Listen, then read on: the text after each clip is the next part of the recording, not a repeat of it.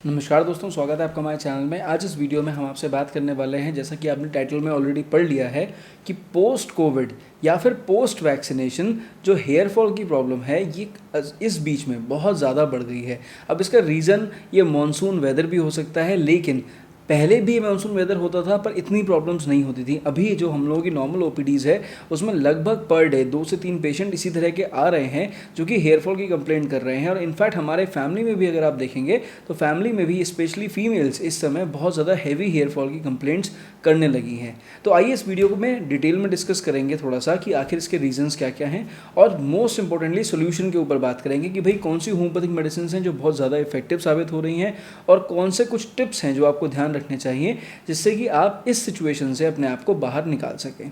तो चलिए वीडियो को शुरू करते हैं। अगर आपको वीडियो पसंद आएगी तो मुझे सिर्फ एक थम्स अप ज़रूर दीजिएगा और वीडियो को जनहित में लोगों तक शेयर ज़रूर कीजिएगा।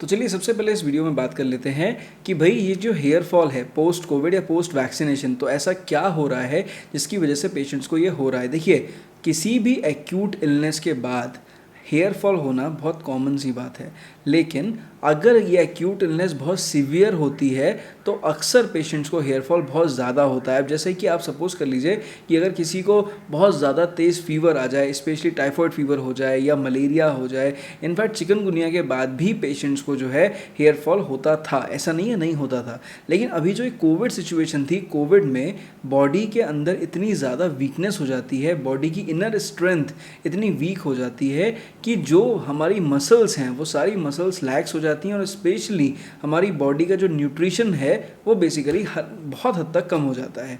तो इसी वजह से जो पेशेंट के अंदर हेयर फॉल है वो पोस्ट कोविड बढ़ जाता है। अब पोस्ट वैक्सीनेशन क्यों हो रहा है? भाई पोस्ट वैक्सीनेशन होने का कारण बहुत सीधा सा है कि जो कोविड वायरस है, जो वैक्सीन है उसी का अटेनुएटेड फॉर्म है। तो जिस तरह बॉडी आपके कोविड वायरस के साथ में लड़ती है, रिएक्शन शो करती है, एंटीबॉडीज़ प्रिपेयर करती है, इतना ज़बरदस्त साइटोकिन स्टॉर्म आता है, उससे बहुत हद तक कम, लेकिन फिर भी आपने देखा होगा वैक्सीनेशन के बाद बहुत ज़बरदस्त फीवर आ रहा है जो लगभग 2 से 3 दिन तक पेशेंट को परेशान कर रहा है, और लगभग कुछ 7 दिन तक या 10 दिन तक पेशेंट कुछ एक अनकंफर्टेबल स्टेट में रहता है और धीरे धीरे करके रिकवर कर जाता है। सो इसी वजह से वैक्सीनेशन के बाद में भी हेयर फॉल जो है वो ज़्यादा हो रहा है। तो इसमें कोई बहुत स्पेशल रीज़न नहीं है, बहुत सिंपल सा रीज़न है कि जब भी कोई डेबिलिटेटिंग डिजीज़ या फिर कोई बहुत ही स्ट्रॉन्ग एक्यूट डिजीज़ आपकी बॉडी में आएगी या कोई लगातार चलने वाली क्रॉनिक डिजीज़ बॉडी में रहेगी तो वो आपके न्यूट्रिशन को हार्म करती है। जब आपके बॉडी से एसेंशियल न्यूट्रिएंट्स निकल जाते हैं, आपकी बॉडी लेथार्जिक हो जाती है, वीक हो जाती है, तो ये हेयर फॉल होता ही होता है। अब ये हेयर फॉल उतना नहीं होगा जितना कि कैंसर के पेशेंट्स में होता है, लेकिन फिर भी होगा ज़रूर। अब एक चीज़ आपने और भी नोटिस करी होगी कि जो कैंसर पेशेंट्स होते हैं, जब उनका एंटी कैंसर ट्रीटमेंट होता है, स्पेशली जब उनकी कीमो चलती है, तो कीमोथेरेपी में भी हेयर फॉल बहुत ज़्यादा होता है। तो ऐसा क्यों? Because chemotherapy already it's a very hard medication. So similarly जब हम वैक्सीन भी ले रहे हैं ना, तो वैक्सीन भी काफ़ी स्ट्रॉन्ग है, और इसी वजह से उसके हल्के फुल्के छोटे मोटे साइड इफ़ेक्ट्स हैं। ऑल दो ये कहीं पे भी मेंशन्ड नहीं है, ये कहीं पे भी डॉक्यूमेंटेड नहीं है, लेकिन अगर आप किसी भी अच्छे फिजिशियन से जो कि रेगुलरली पेशेंट्स देख रहा है उनसे पूछेंगे तो ये आपको प्रैक्टिकली पेशेंट्स में देखने को मिलेगा।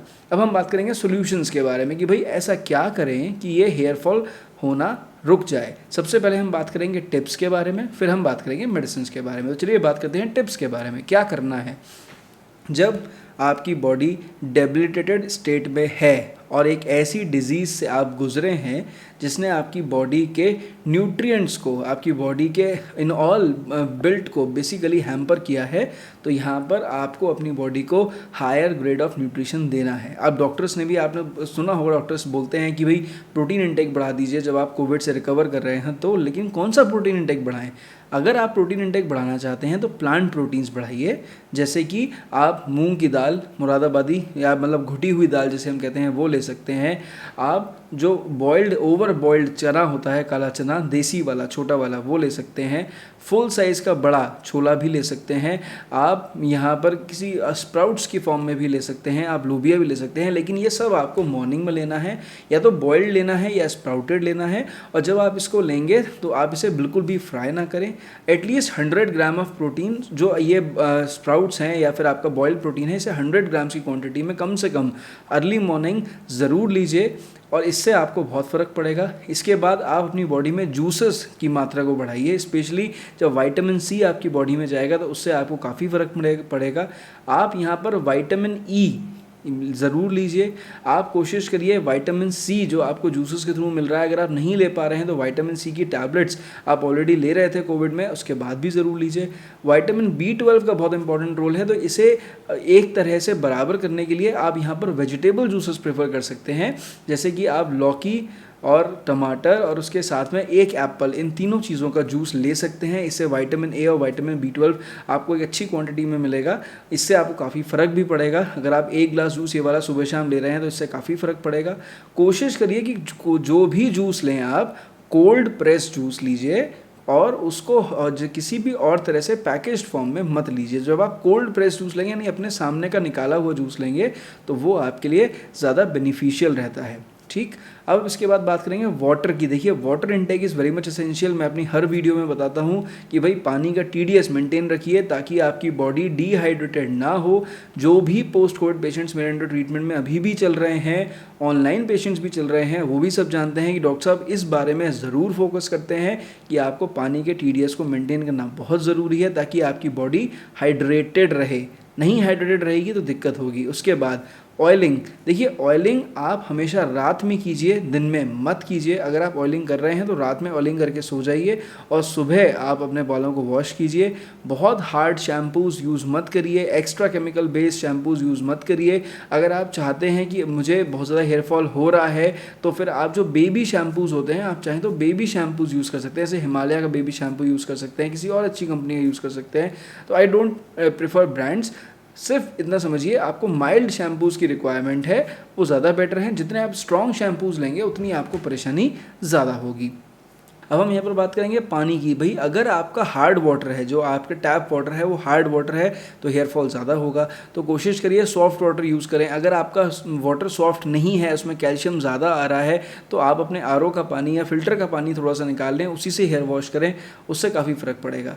अब हम बात करेंगे दवाइयों के बारे में कि भाई देखिए, होम्योपैथी में क्या कुछ ऐसी दवाइयाँ हैं जो मदद कर सकती हैं। देखिए, हम ऑलरेडी ये दवाइयाँ पेशेंट्स को दे रहे हैं, लेकिन हम सिर्फ हेयर फॉल के बेस पे नहीं दे रहे हैं। और आप भी समझिए कि सिर्फ हेयर फॉल के बेस पर मत लीजिए। आपको जो जो कंप्लेंट्स है ना, उसके ऊपर ध्यान दीजिए कि भाई आपको कोविड के बाद या कोविड वैक्सीनेशन के बाद क्या क्या दिक्कतें हुई। गैस्ट्राइटिस ज़्यादा हुई तो गैस्ट्राइटिस हेयर फॉल हो रहा है, या फिर आपको कॉन्स्टिपेशन हेयर फॉल हो रहा है, या फिर आपको इसके अलावा जो है रेस्पिरेटरी डिस्ट्रेस हो रहा है किसी तरह का, या रेस्पिरेटरी डिजीज़ हो रही है, उसके साथ में हेयर फॉल हो रहा है। तो बेसिकली आपको करना यह है, सिर्फ हेयर फॉल की दवा नहीं लेनी है। जो आपकी बॉडी के मेजर सिम्टम्स हैं, या जो मेजर प्रॉब्लम्स आप फेस कर रहे हैं, उसके साथ में हेयर फॉल की दवा लेनी है, ताकि दोनों चीज़ें इक्विवेलेंटली कवर हो। और जब ये ऐसा होगा तो जो डेबिलिटेटिंग कंडीशन है वो दोनों तरह से इंप्रूव होगी, तो हेयर फॉल ऑटोमेटिकली कम हो जाएगा। आपको इसमें ज़्यादा कुछ करने की ज़रूरत नहीं पड़ेगी, सिर्फ थोड़ा सा पेशेंस रखने की ज़रूरत पड़ेगी। तो दवाइयाँ कौन कौन सी हैं जो हम दे रहे हैं, मैं यही बोलूँगा आपसे, जो हम पेशेंट्स को दवाइयाँ दे रहे हैं इस समय, वो कौन कौन सी दवाइयाँ हैं। Number 1 and priority medicine is कार्बो vegetables. देखिए, कार्बोवेज बहुत अच्छी मेडिसिन है, और जिन पेशेंट्स को अपर गैस्ट्राइटिस इश्यूज़ हो रहे हैं, जैसे पेट फूल जा रहा है, बहुत ज़्यादा डकारें बहुत ज़्यादा आ रही है, घबराहट हो रही है, जी मिचला रहा है, उसके साथ साथ में यहाँ पर जलन हो रही है, मतलब अपर GI ट्रैक्ट के जितने भी सिम्टम्स हो रहे हैं, और साथ में पेशेंट का पेट फूल जा रहा है बहुत ज़्यादा, ऐसी कंडीशन में हम जो दवाइयाँ दे रहे हैं हेयर फॉल के लिए, दैट इज़ कार्बो वेजिटेबल्स। तो दोनों जगह काम करती है, उस कंडीशन को भी रिकवर करने में मदद करती है जो GI कंडीशन है, साथ में हेयर फॉल भी कवर करती है। दूसरी मेडिसिन है मैनीसेला। मैनीसेला कम यूज़ होती है, लेकिन still it's a very important remedy. Itching के लिए तो ये बहुत मार्वलस मेडिसिन है। अगर बाय चांस कोई ऐसा पेशेंट है जिसे पोस्ट कोविड वैक्सीनेशन या पोस्ट कोविड कंडीशन, उसको किसी भी तरह से इचिंग बहुत ज़्यादा हो रही है, और कोई रीज़न नहीं मिल पा रहा है इचिंग के लिए, सिर्फ इचिंग है, इचिंग से परेशान है, कभी हाथ में इचिंग, पैर में इचिंग, सर में इचिंग, उसके साथ में हेयर फॉल बहुत सीवियर है, mancinella is the remedy of the choice. इसके बाद जो तीसरी बहुत इंपॉर्टेंट मेडिसिन है दैट इज एसिड फॉस्फोरिकम। देखिए एसिड फॉस्फोरिकम किसकी दवा है? पोस्ट कोविड वीकनेस है, ज़बरदस्त वीकनेस है, रिकवर ही नहीं कर पाए हैं, अभी भी इतनी कमज़ोरी रहती है, जहाँ बैठो वहाँ गिर जाते हैं। इसके अलावा सेक्सुअल डेबिलिटी भी हो रही है, शरीर के अंदर बिल्कुल ताकत महसूस नहीं होती है, हर समय सोने का मन करता रहता है, न्यूट्रिशन की स्टेट कुछ इस तरह की हो गई है कि कुछ खा रहे हैं तो लग नहीं रहा है, और उसके साथ में ये हेयर फॉल भी हो रहा है। तो यहाँ पर दवाई हो गई एसिड फॉस। अब अगर किसी पेशेंट कोई ऐसा है जिसको रेस्पिरेटरी डिस्ट्रेस है, सांस फूल रही है, सांस लेने में तकलीफ हो रही है, निमोनिया के बाद से रिकवर नहीं हो पाए हैं, पोस्ट कोविड लंग फाइब्रोसिस हो रहा है, साथ में ये दवाइयाँ खा रहे हैं एलोपैथिक, फिर भी हेयर फॉल हो रहा है, तो ऐसी कंडीशन की दवा है फॉस्फोरस। तो ये जो मैंने दवाइयाँ बताई थी ये कुछ मेजर मेडिसिन हैं जो कि हम लोग रेगुलरली इस्तेमाल कर रहे हैं, लेकिन इन सब में सबसे बड़ी और सबसे मेजर दवा है थूजा ऑक्सीडेंटालिस। मैंने एक सेपरेट वीडियो बनाया था पोस्ट कोविड वैक्सीनेशन के साइड इफ़ेक्ट्स को प्रिवेंट करने की कौन सी दवा है। दो मेजर दवाइयाँ रिडम्पाल एंड थूजा ऑक्सीडेंटालिस। लेकिन अगर आपको हेयर फॉल आफ्टर वैक्सीनेशन शुरू हुआ है, अगर आपको लग रहा है कि वैक्सीनेशन होने के बाद से बाल ज़्यादा झड़ रहे हैं, बाल रुक नहीं रहे हैं, सब कुछ ट्राई कर रहे हैं, कवर अप नहीं हो रहे हैं, और उसके अलावा भी मल्टीपल दिक्कतें हो रही हैं, जैसे मल्टीपल सिस्ट बन रही हैं बॉडी में, लाइपोमास बहुत ज़्यादा हो रहे हैं, पहले से भी थे, उसके अलावा भी दिक्कतें हो रही हैं, तो द मेडिसिन इज थूजा ऑक्सीडेंटालिस। तो जितनी मैंने दवाइयाँ आपको यहाँ पर बताई हैं ये 5 मेजर मेडिसिन हैं, और जो मैंने टिप्स आपको बताए अगर आप इनका ध्यान रखते हैं तो आप ये मानकर चलिए कि आपको हेयर फॉल की कंप्लेंट से इम्प्रूवमेंट में काफ़ी आराम आएगा। और ये इस समय एक बड़ी कंडीशन के तौर पर आ रही है जिससे कि पेशेंट्स को परेशानी हो रही है। तो आई होप कि मैंने अपने इस वीडियो में आपको कुछ इंपॉर्टेंट जानकारी दी है। अगर आप इस जानकारी से संतुष्ट हैं तो मेरे को सिर्फ एक थम्स अप दीजिएगा और वीडियो को जनहित में शेयर ज़रूर कीजिएगा। मेरी तरफ से नमस्कार, थैंक यू।